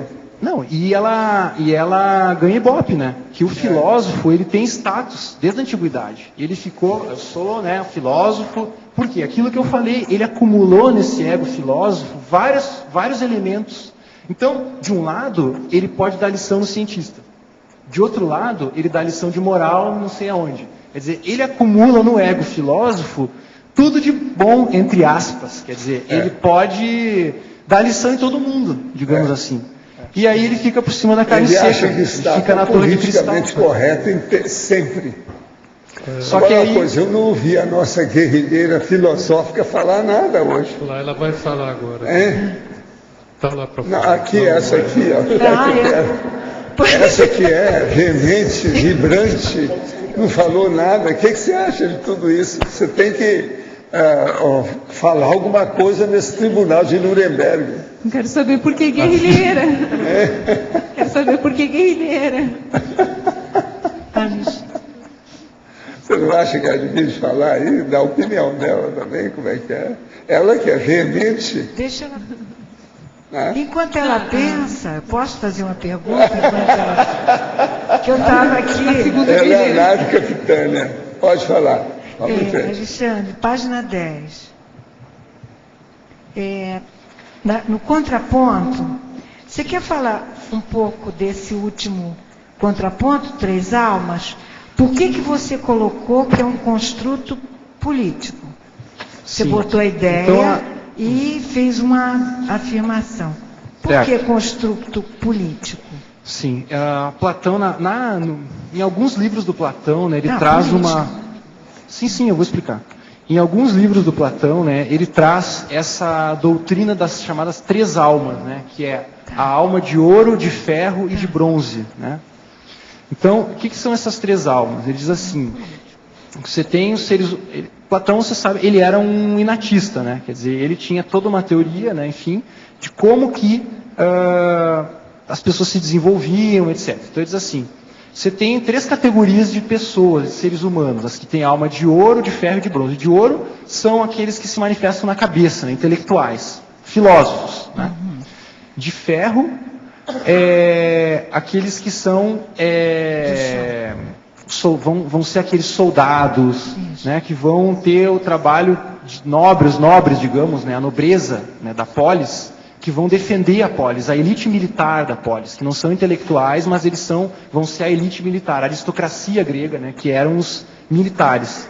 E a alma de bronze, agora não estou seguro da ordem dessas duas aí, mas a alma de bronze seria os trabalhadores braçais, né, operários e tal. Então, o que eu coloquei aqui? Que ele usa essa expressão, mas a gente pode ser levado a pensar que isso é o holossoma, né? Tem o soma, o psicossoma e o mentalsoma. Mas não é. Porque isso ele usava para justificar o sistema dele, o sistema político dele. Qual que é o sistema político? É um sistema de divisão da sociedade a partir dessas almas. Então você vai fazer uma triagem, né? Muitos dizem que ele tinha uma espécie de um comunismo, alguma coisa que não é bem assim. Tá? Mas o Estado, ele teria a função de educar. O Estado educaria as crianças, inclusive a educação familiar, digamos, não existiria. Toda criança seria encaminhada para o Estado, para instituições tipo, vamos dizer, instituições educacionais do Estado, e essas instituições fariam a triagem das pessoas em função da alma, né, de bronze, ferro, ouro. Então isso, se a gente for ver, é uma justificativa metafísica para a tirania. É uma justificativa metafísica para a tirania. Quer dizer, nada melhor do que você dizer assim, olha, isso é inato. Você tem os escolhidos, que são alma de ouro, você tem os mais ou menos, que é alma de ferro, e lá os inferiores, que é alma de bronze. Então, é um construto político. Quer dizer, você vai utilizar uma teoria metafísica que não tem como comprovar para fazer um regime político. Ou seja, você tem uma tirania, mais ainda, um totalitarismo. Quer dizer, pelas ideias da própria Hannah Arendt, por exemplo, como é que ela explica o totalitarismo? É você usar de metafísica para implantar um sistema político. Você fala, isso é vontade lá do Deus, vontade não sei o quê. Não tem como comprovar, acabou. Né? O nazismo foi assim. Quer dizer, os nazistas eles achavam que eles eram missionários de alguma coisa. Quer dizer, eles achavam que eles iam fazer uma coisa transcendente aqui. Só que ninguém tinha experiência nenhuma disso. Isso era uma crença, era uma simples crença, né? Não tinha princípio da descrença nisso, não tinha autovivência. E o Platão é a mesma coisa. Quer dizer, só que não deu certo. O Platão tentou implantar, né, a politeia dele algumas vezes e deu errado, né? Sempre deu errado. Então é isso, é um construto político, não é o holossoma. Agora, esse aqui é um exemplo, esses contrapontos, eu quis fazer assim para mostrar bem no exato, assim, no cerne da questão, né? Termos do platonismo que lembram, vamos dizer, assuntos do parapsiquismo e da multidimensionalidade. Só que tem uma conotação completamente diferente dentro do platonismo. Isso é uma coisa que eu assim, particularmente, eu acho muito séria, sabe? Às vezes, a gente faz transposições, quer dizer, pega ideias, conceitos, construtos de um contexto e quer puxar para um outro contexto, sem fazer a análise, né, contextual da situação. No contexto platônico, as três almas era um construto político. Só que se eu pego lá, olha aqui, 3 almas, achei. O Platão é o precursor do holossoma. Nossa, não posso afirmar isso. Nada a ver, não é. Embora tenha essa expressão 3 almas, isso não tem nada a ver com o holossoma. Alexandre, embora parece que não está no verbete, eu queria perguntar para você, essa noção do rei filósofo do Platão, o que você acha? Também não, é essa questão, né? A noção do rei filósofo é uma tirania, né? Quer dizer, é uma tirania dos filósofos. É uma sofocracia. Agora, eu não coloquei aqui, né, sofocracia, porque a sofocracia ganha uma conotação diferente no contexto da parapolítica, etc. Isso é algo que ganha outro, tem até um verbete, sofocracia e tudo. Então, nesse ponto, não dá para a gente associar totalmente a expressão, né, sofocracia. Agora, o Platão, ele propôs uma sofocracia que, na época, seria uma tirania dos filósofos, né? Por quê? O Platão, ele tinha se frustrado com a democracia grega, né, a democracia ateniense, que, afinal de contas, matou o mentor dele lá, que foi o Sócrates. Então, ele, se frustrado com a democracia ateniense, ele pensou num regime político que fosse superior, né, e que garantisse que não faria essas injustiças, como, por exemplo, perseguiram, né, mataram Sócrates, já tinham perseguido um século antes, mais ou menos umas décadas antes, um outro filósofo, que era o Anaxágoras e tal. E aí ele propôs, bom, se os filósofos são aqueles que têm conhecimento da ideia pura de justiça, né? O filósofo, a alma de ouro, tem acesso à ideia assim da justiça em si mesma, né? A pura ideia de justiça. Então essa pessoa é aquela que pode governar, porque ela sabe o que é a justiça pura, né? Agora, se a gente for ver, né, se a gente for pensar, até que ponto a ideia de uma justiça pura já é uma ideia totalmente pervertida, né? A justiça, ela é uma conexão entre realidades. Agora, ele já tinha alguma coisa assim na própria academia dele, né? Na entrada já falava. Da matemática, né? Só entre aqui quem souber matemática, geometria, né? Que é coisa mais besta. Então, quer dizer, a justiça é uma questão humana. A humanidade não é simétrica, né? E com uma tendência enorme para a ditadura. Agora, ele era um descendente dos aristocratas de Atenas, né? Ele era da aristocracia, defendia a aristocracia, agora era escravocrata também, aqui, você sabe. Quem entrava lá é só a Rosa, mais ninguém. Agora, uma coisa que os números para eles, né? Isso aí vem de Pitágoras, não é dele, né? Quer dizer, ele pegou do Pitágoras e na antiguidade tinha muito fascínio pelos números, né? E ele até associava a questão das ideias, do ser com os números.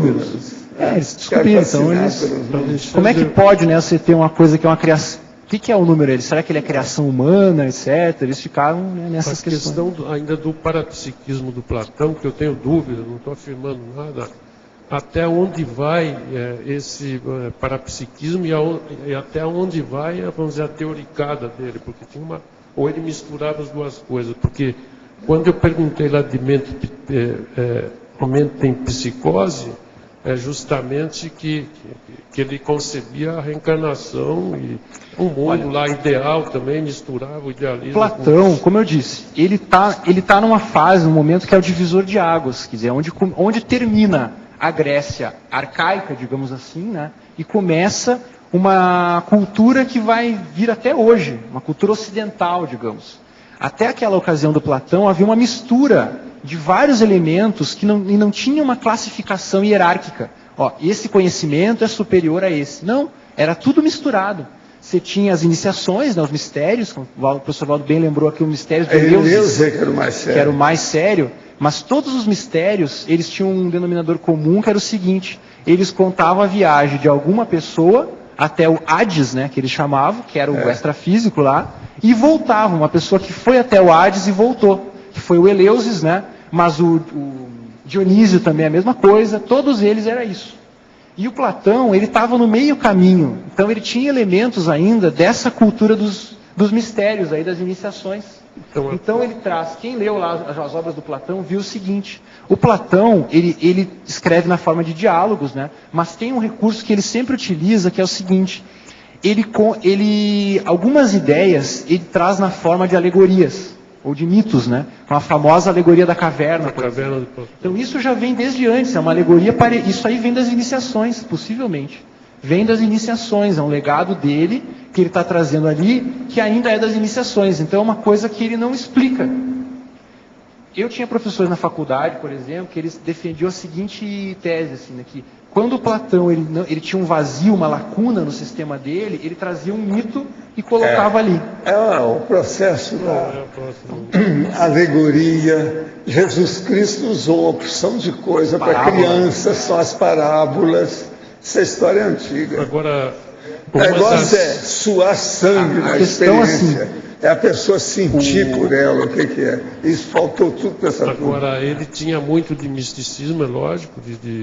Agora, a pergunta também é se ele misturou essas coisas, se ele tinha também parapsiquismo e misturou. Que essa pergunta, Linda, é o seguinte, ó, isso aí você já está entrando no petição de princípio, né? Quer dizer, a questão é a seguinte, quer dizer, você falar assim, em termos assim, será que o Platão ficou mais para a ciência ou mais para a religião? Essa é uma dicotomia platônica. Então você não vai. Como é que você vai aplicar isso aí para ele? Não tem como aplicar isso aí, porque isso aí é o que ele criou. Essa dicotomia ele criou. Você tem aqui a ciência, você tem aqui a crença. Outra coisa, o parapsiquismo ficou na crença. Eu só estou perguntando que isso é importante, porque assim, ó, depois do Platão, a gente não tem mais como falar de parapsiquismo sem associar a crença, religião e superstição.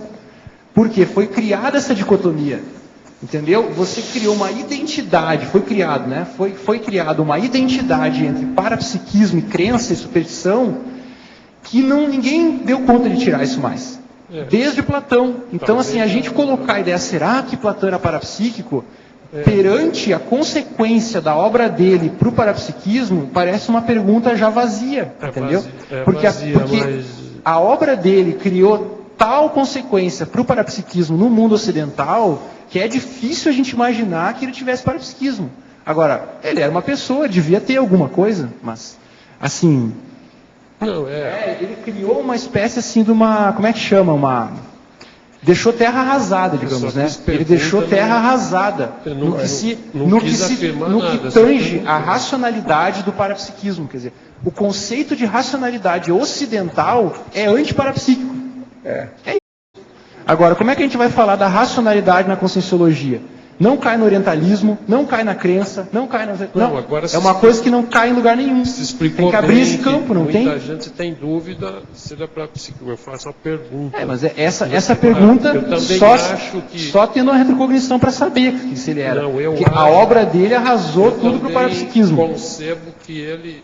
É muito mais de bobageira, de misticismo, misturou mitos, tudo, do que para Mas isso é uma categoria platônica. É uma pergunta, porque todo mundo pergunta sobre Platão. Você está aplicando uma categoria platônica já para classificar. Essa é uma categoria platônica, dizer misticismo. Misticismo é uma categoria já platônica. Então, também acho. Alexandre? Opa. João Melo. Aqui na penúltima linha da fatologia, na página 7, quando você fala em coerência na razão apenas heterocrítica sem autocrítica. Você está falando aqui, por exemplo, ou até a pergunta seria outra assim, a ciência, o cientista ou a posição acientífica do cientista que não se permite experimentar porque o objeto de estudo não se enquadra para ele como um objeto de estudo, entra nessa categoria? Claro, entra sim. Quer dizer, Incoerência na razão apenas heterocrítica sem autocrítica. Por quê?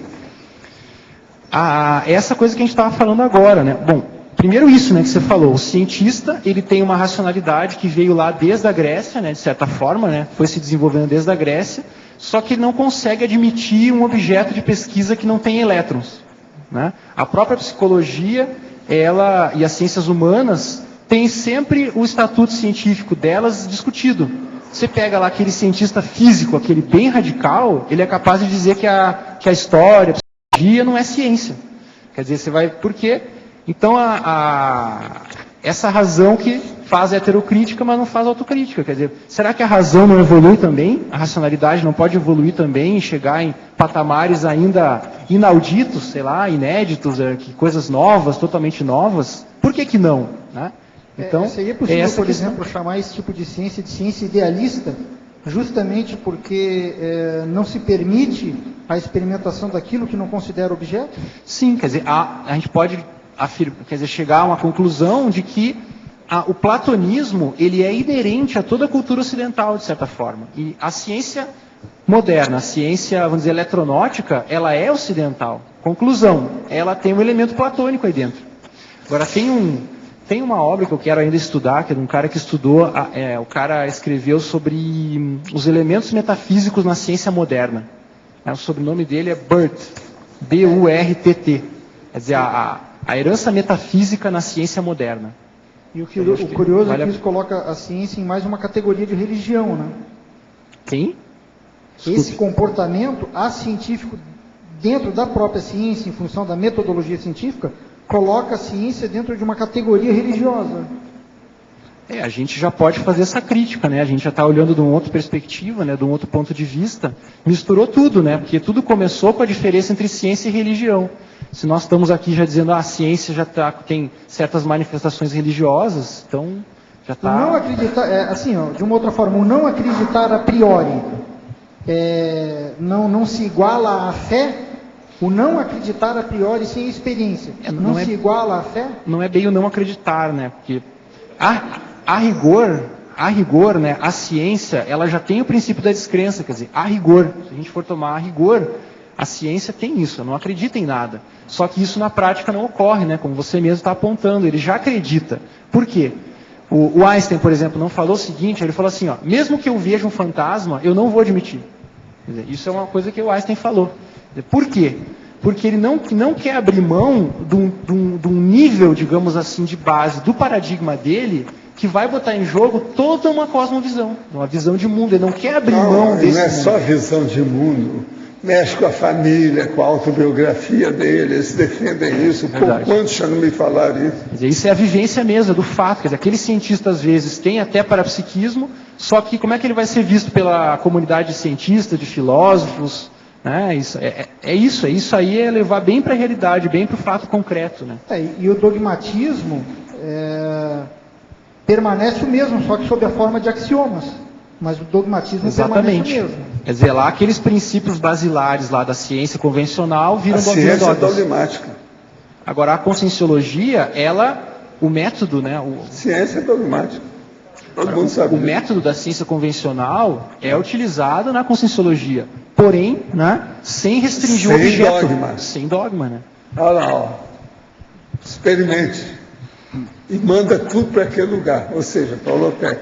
Quer dizer, no fundo, hein, professor? No fundo, né, o que manda nessa questão é imagem social. Experiência pessoal. Sim, mas assim, nesse problema que ele está falando. Platão não dava valor para isso, que ele achava que isso era só a opinião da pessoa. Que era primitivo, né? Que a experiência pessoal é uma ilusão para ele. Os pensamentos dele eram muito curtos ainda, muito acanhados.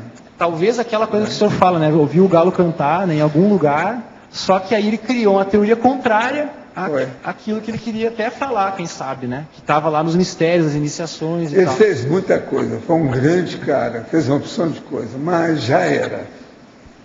Pode falar. Alexandre, você podia ampliar um pouco mais essa sua mega pensionologia e fazer o cotejo dessa busca por ideias com a habilidade de abstração? Sim. Bom, o mega pensene que eu coloco aqui é o seguinte: saibamos buscar ideais. Né? Saibamos buscar ideais. Por quê? Por quê? O platonismo, né, a consciência platônica, se define pela ideia, mas é a ideia pura. É uma ideia que ou ele não vai buscar, ou quando ele vai buscar, ele vai fazer violência, porque ele não está vendo os fatos. Ele vai querer aplicar aquela ideia na marra, né, e vai agredir os outros, vai passar por cima dos outros, vai criar uma tirania, uma autocracia. Então, não sabe buscar ideais. O que é saibamos buscar ideais? Significa o seguinte: saibamos buscar ideais dentro de um contexto, dentro de um momento evolutivo, dentro de uma realidade de fatos, né? E para fatos. É buscar, como que eu busco um ideal, mas numa realidade concreta, não numa realidade abstrata que eu fico só imaginando, né? Isso não é buscar ideais. Então, a outra parte da sua pergunta é de abstração, né? Na verdade, eu li errado, sabe? Eu li, em vez de ideais, eu li ideias. Mas, assim, mas fica valendo, porque atrás de um ideal tem uma ideia, tá certo? Certo. Então, é isso aí, porque desde o início da sua apresentação, que eu fiquei pensando assim, puxa vida, ser platônico, pelo menos, deveria ajudar na abstração. Mas, como eles não fazem nada próximo do real, e a abstração é a apreensão da realidade, eu fiquei me perguntando... se você vê essa diferença, se você concorda, o que você vê entre o platonismo e essa abstração? Não, eu concordo com você. É que assim, eu dei a ênfase nosográfica para o verbete, que realmente, hoje, isso já era, né? Não se sustenta mais, não ajuda mais, digamos. Olha, conclusão. Talvez uma das melhores coisas que o Platão criou foi alguma coisa da filosofia que criou uma pessoa igual a Alexandre. Que argumenta tão bem. Pois é, né? Indiretamente é um produto platônico, mas bom. De tudo que a gente falou aqui, um dos melhores produtos platônicos que tem ele. Mas olha aqui, o que vocês acham? Essa argumentação, porque a filosofia, ela é uma escola, digamos, de alguma coisa, né?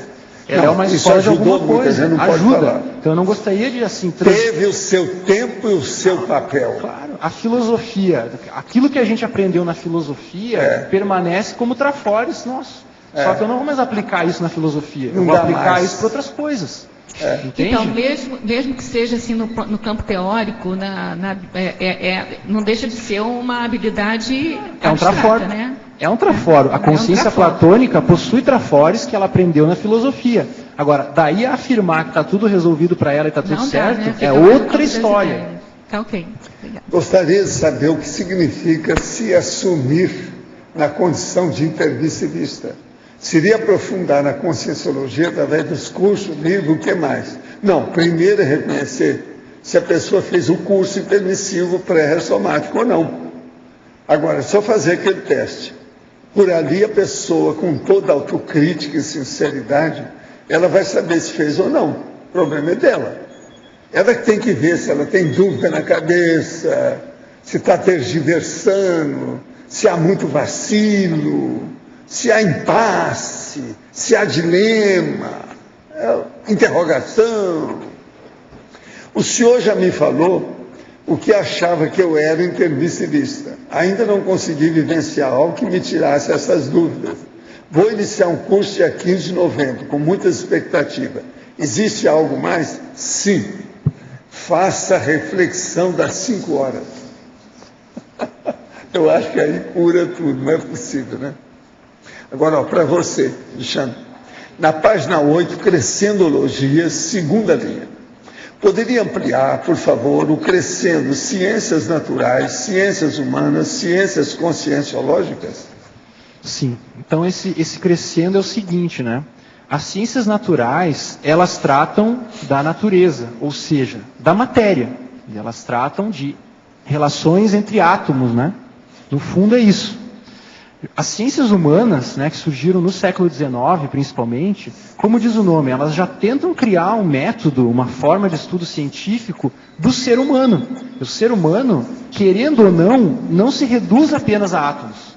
Mesmo nas ciências humanas, você vai explicar uma coisa não apenas em termos de cálculos de átomos, de fórmulas, não. As ciências humanas já têm outras análises que vão além do elétron. Houve um crescendo, então, né, das ciências naturais para as humanas. E não pode usar demais a matemática da Rosa.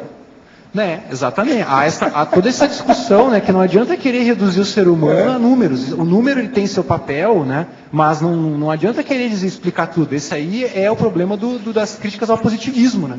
Agora, a conscienciologia já vai pegar aquilo que as ciências humanas queria pegar, mas não conseguiu, né, que é a consciência. Não consegue pegar. Por quê? As ciências humanas ainda estão no paradigma convencional. Agora, é curioso ver, né, no século XIX, qual era o primeiro nome das ciências humanas? Né? Ciências do Espírito. Então, aquele mesmo ambiente do surgimento das ciências humanas foi o mesmo ambiente do surgimento do espiritismo, da metapsíquica. Às vezes, naquele caldo lá, parecia a época antes do Platão, né? Assim, é um caldo, uma mistura. Os mesmos que estudavam... A história se repetiu. Os mesmos que estudavam a psicologia, estudavam o espiritismo, estudavam... Você agora vai ter que entrar na área da saúde. Escuta essa. Isso é para você.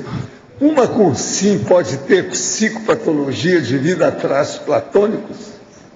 Olha, eu não sou da área da saúde, mas aí, pelas vivências, né, dá para dizer que sim. Né? Com certeza que sim. Essa é lógica. Você pode ter, por exemplo, começa a Tamara que está me lembrando. Ó. Pois é, ela precisava de falar, aí eu estou escutando a Tamara. Eu acho que pelo menos na coluna, de ficar muitas horas estudando, sem ir para a vida, para o mundo, a pessoa vai ter. Porque a pessoa precisa se movimentar. Se a pessoa não faz exercício, não se movimenta, fica só estudando. Na coluna ela vai ter problema. Eu sei disso. Tem várias patologias que surgem aí. Tem patologia somática de coluna. Por exemplo, tem patologia Primeira da pessoa coisa, ficar... amor platônico, é uma das maiores besteiras que tem. Tem patologias de ordem afetiva sexual. Eu tenho tratado um monte de gente, mulheres com amor platônico, que foi terrível. Tem patologia então, o cara está casado e ela está. Aquilo é terrível. Entende? Não quer fazer nada errado, etc. É um problema. Amor platônico. Eu falo assim, ó, deixa disso, isso tudo é bobagem. Vamos amar a humanidade, tem tanta coisa por aí afora. Todas as consequências da pessoa não encarar os fatos, isso aí a médio e longo prazo vai gerar uma série de patologias nela. Você sabe que o negócio do Platão também tinha uma opção de coisas sobre o processo de homossexualidade, que ele exaltava, que é também um negócio que é antifisiológico. Que era o amor mesmo ideal. Não tinha nada disso, pois é. Agora, só aí, professor, aqui na fatologia eu coloco o monasticismo medieval. Que justamente é a relação com o platonismo. Porque qual a relação entre platonismo e monasticismo? Total. Quer dizer, o platonismo, ele leva a antissomática. Ele leva a antissomática. Por quê? Ele nega o soma, acaba negando o soma e acaba negando o intrafísico. Então você vira uma ilusão de mente pura que não existe. Quer dizer, o corpo, o holossoma, paga a conta do delírio platônico. O holossoma acaba pagando a conta do delírio platônico a longo prazo. Aí você tem monasticismo, o cara lá que fica dentro do mosteiro, etc. Todas as consequências disso. Existe algum indício de obras relevantes à humanidade que essa turma tenha revisado em ressomas anteriores? Eu só não entendi aqui uma coisa. Que turma é essa? Da filosofia, talvez? Eu não sei. Ou são vocês que você está falando? Essa turma aí. Ó, vou de novo. Existe algum indício de obras relevantes à humanidade que essa turma tenha realizado em ressomas anteriores? Será que é a turma da filosofia? É? A turma do Platão? É isso? Alexandre. São vocês? Não. Alexandre. Alexandre. Fazendo força para sair dessa. Alexandre. Será que Platão, Sócrates e Aristóteles estão ressomados nesse planeta? Quais são as especulações dos professores sobre isso? O que você acha? Não sei, não faço a mínima ideia. Será que são do PT? Terrível, né? Qual que é o saldo da ficha, né, do Platão? É que eles perguntaram, que Aristóteles é outra coisa, não dá para comparar com Platão, é outra coisa. O Aristóteles tem um legado muito diferenciado do Platão, né? É diferente. Qual que é o saldo da ficha do Platão? Eu não sei. Não, o próprio legado do Platão em relação com Sócrates também é muito diferente. Platão era mais inteligente, uma opção de coisa, do que o Sócrates. Só o negócio de escrever só combatia o registro. E ele era a favor, quer dizer, o Platão era a favor. Só isso já mostra uma inteligência enorme, porque eu acho que o problema de registro é uma das coisas mais sérias em matéria de assistencialidade. O próprio avanço da Grécia foi por causa do registro. Eles avançaram por causa das que eles botaram tudo na escrita. Escreveram tudo. Outra coisa, quiseram acabar com tudo isso, dá no fator. Olha a Alexandria, a biblioteca, o negócio. Onde está escrito evolui, né? Que tem alguém que está de olho aí, que estava rindo caladinho. Vamos ver o que ele fala. Depõe aí nesse tribunal. Manda aí, vamos ver. Legal. Alexandre, queria que você analisasse, do ponto de vista desse platonismo, o que o Kant fez nessa história para romper com esse platonismo. O que você acha que ele fez? O Kant, ele também, vamos dizer, o Kant, o que ele fez, né? Por um lado, ele fez uma coisa parecida com Platão, de certa forma. Tá? Por um lado, ele quis deixar a metafísica para trás, mas por outro lado, ele reinventou a metafísica. Sabe como é? O Platão fez isso, quer dizer, o Platão quis deixar a crença para trás, mas ele recolocou de uma outra forma, que ele não conseguiu. E o Kant é a mesma coisa. Então o Kant disse assim, olha, nós não podemos ter um saber meramente especulativo, teórico, sobre o transcendente. Ou seja, ele falou contra Platão, Kant. Não podemos saber pela teoria se a alma é imortal, etc. Mas, por outro lado, ele recolocou a metafísica e deu um novo gás à filosofia, que segue até hoje. Quer dizer, o Kant ele pegou a filosofia no momento difícil e deu um novo gás para ela. Né, a moral kantiana, por exemplo, a Tamara está me lembrando aqui, né, a moral kantiana, por exemplo, é uma moral totalitária, uma moral autoritária. Se a gente for ver, quer dizer, o Kant tem muitos... eu já ouvi gente falar assim, a moral kantiana é parecida com a cosmoética. Não é. Não é. De modo algum. Não, de forma alguma. A vovozinha, pergunta sobre a vovozinha. O senhor é que chama vovozinha, né? Mas assim, a moral kantiana, o que ela diz? Que eu vou dizer o que é o melhor para todos. Né? Quer dizer, o que é o imperativo categórico? Aquilo que será, que pode se transformar numa máxima para toda a humanidade. Mas como é que eu vou saber? Quer dizer, eu tenho que interagir com os outros, né? E aprender na interação com os outros, nas vivências, nas experiências, o que é o melhor. Eu não vou só com o meu intelecto dizer o que é melhor para todos. Isso não é uma questão intelectual. Sei, professor. Não é uma questão intelectual dizer isso. Uma questão meramente teórica. Esse melhor para todos, isso aí entra o parapsiquismo, vai entrar a homeostase, dolossoma, vai entrar um monte de coisas nisso. Então, dizer que o Kant é precursor da cosmoética para mim, pode ter alguma relação devido ao universalismo, né? Que ele era universalista até certo ponto. Mas isso é mais uma falsa analogia parecida com o que fizeram com o parapsiquismo do Platão. É uma falsa analogia, uma falácia. E outra coisa, falsa analogia. Falácia é o que tem mais na filosofia. O Alexandre... Não tem mais. A falaciologia e filosofia, para mim, é a mesma coisa. Na maioria inclusive, eu botei Homo sapiens falacioso. Falacioso. Alexandre, Osvaldo aqui acima.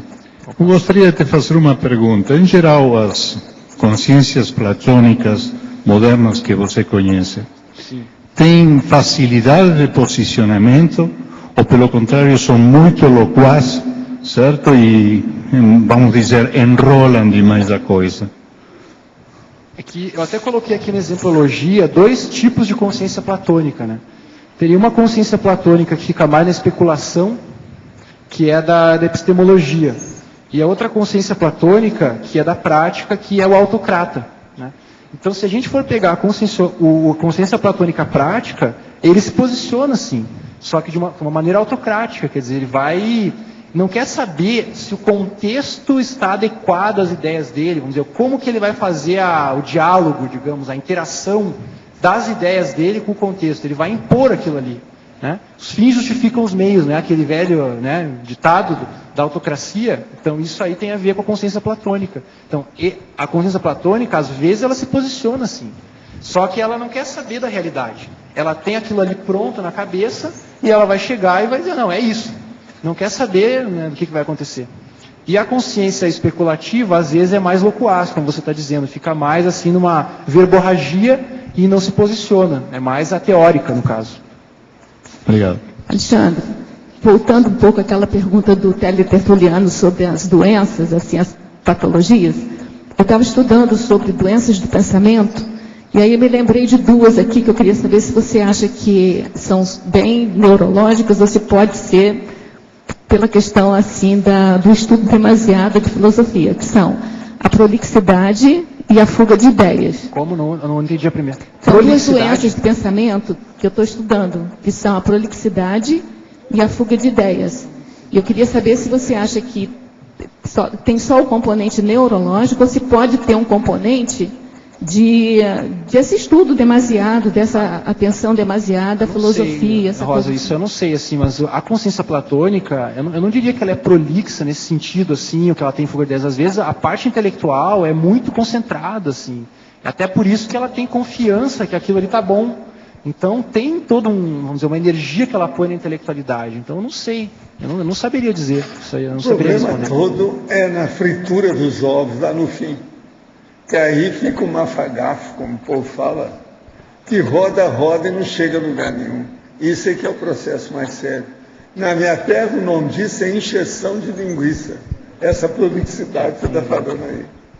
Agora, veja, ele estuda filosofia sem encher a linguiça. Ele vai direto aos finalmente. O Alexandre é muito bom nisso. É tanto que agora vocês têm que dar aí a nota para ele. Quanto você precisa? Mas é que ele não estuda só filosofia, né, professor? Não, ele está estudando as coisas da consciência. Quero estudar. Não, agora, veja, quantos verbetes você precisa de fazer mais? 200 no mínimo é opinião unânime. Tá certo? 200. Dois já tem no... Você já tem quantos? Dois já estão até para vir aí. É isso mesmo? Tem 2 aí na sua mão? Então tá. Ele é muito bom. Eu gosto muito das afirmações assertivas do Alexandre, porque ele pondera, ele usa a filosofia no que a filosofia tem de bom. E tira as conclusões com a lógica e a racionalidade. É o que eu sempre tentei fazer na minha vida, que não é fácil. Você é bom, muito bom nisso. E outra coisa, você deve unir, eu não sei se no seu laptop você conhece essas coisas, você deve ter união de determinados conceitos básicos e colocar junto, para você sempre lembrar daquilo. Isso vai aumentar a sua cosmovisão. Por exemplo, você esqueceu do negócio de Deleuze. Isso aí tinha que ser lembrado, é uma coisa óbvia. Você deve ter estudado, eu sei que você estudou. Mas na hora que precisa, aquilo não aparece. Então, é bom fazer um quadro, você está entendendo? Um tablô da história, tipo sinopse, e coloca nas coisas aquilo que é o básico, para você não esquecer nunca. Com o passar do tempo, você acostuma com isso. Eu era rapazinho quando eu comecei a fazer isso. Um quadro sinótico, é importante. Os nossos comerciais, por favor. Obrigado. As pontuações de hoje: 57 assinaturas no livro de presença, 17 perguntas presenciais, 25 perguntas online, 34 votos presenciais e 9 votos online. Os recados de hoje: a Neida sobre a jornada da educação, a Marilene sobre o congresso de verfonologia, a Liliana sobre o encontro longevidade, a Flora sobre a prática da tridotação na Invexis e o Will sobre o curso Identificação das Diretrizes da PROEX. Boa tarde a todos. Estamos aqui para convidá-los a participar da 5ª Jornada de Educação Conscienciológica, que acontece de 7 a 9 de outubro. Portanto, estamos há uma semana deste evento. Quem ainda não se inscreveu, participe e não perca essa oportunidade. Nós teremos 3 conferências, 4 meses de debate. Eu vou dar enfoque hoje, aproveitando o tema consciência platônica, fazendo uma correlação, com a apresentação do professor Cícero, relações entre biografologia e formação docente. Então, quem tem interesse, acesse o site da Repreendência, www.repreendência.org, ou ainda faça sua inscrição junto ao CAEC, né? Ou pelo telefone 45 3525 2652. Não deixem de participar, gente. Compareçam. Boa tarde. Estamos aqui para convidá-los para o 2º Congresso Internacional de Verfonologia, que vai acontecer dos dias 14, 15 e 16 de outubro. Esse congresso é um fórum de apresentação e avaliação das verdades relativas de ponta da conscienciologia. O foco é o debate e a refutação de Verpons, em 2 tempos, do ciclo da Verpon, a apresentação da Neo-Verpon e o fundamento da Verpon já proposta, sempre sobre o mote originalidade evolutiva, ratificada pela prática. Hoje vamos marcar uma dos participantes do congresso, que vai falar sobre o seu tema, que é releitura autobiográfica. Com vocês, o Roberto Leme. Então, pessoal, nesse trabalho, vou estar apresentando algumas técnicas e procedimentos que a pessoa pode estar utilizando para avançar no conhecimento dessa vida em relação à sua vida, às vidas passadas. A partir daí, acumulando esse conhecimento, você vai ampliar seu próprio autoconhecimento atual. É uma espécie de espelhamento de você consigo mesmo. E a partir daí, enriquecendo seu autoconhecimento. Essa é a proposta da técnica e dos procedimentos da releitura autobiográfica. E aí, a gente conta com vocês para as refutações, críticas e sugestões lá no debate.